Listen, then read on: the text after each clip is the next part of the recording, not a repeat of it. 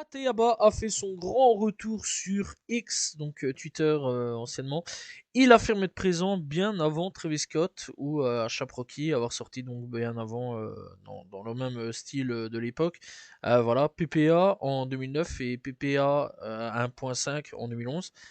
Voilà, et donc il dit quand tu regardes Super Love de Charlie ex CAX ou Kyoto de Younglin, c'est des bails qui viennent de moi. Voilà, etc., etc. C'est vrai quand même qu'il a fait pas mal de messages, donc voilà, je vais pas tout retranscrire là-dessus.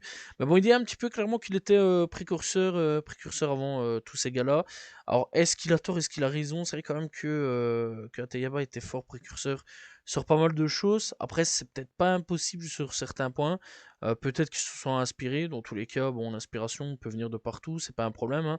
Voilà, même les ricains, ils peuvent clairement s'inspirer de ce qui se passe en France. Dernièrement, bah, Lucifer, par exemple, a repris un titre de Indila, voilà, et l'a remixé, donc c'est totalement possible à ce niveau-là.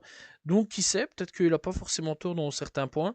Après, avoir un petit peu, je pense clairement qu'il a un petit peu grossi les traits, mais avoir un petit peu sur certains points, peut-être qu'il a raison. Voilà. Après, bon, dans l'ensemble, Atayaba serait quand même qu'il pousse souvent des gros coups de gueule sur Twitter.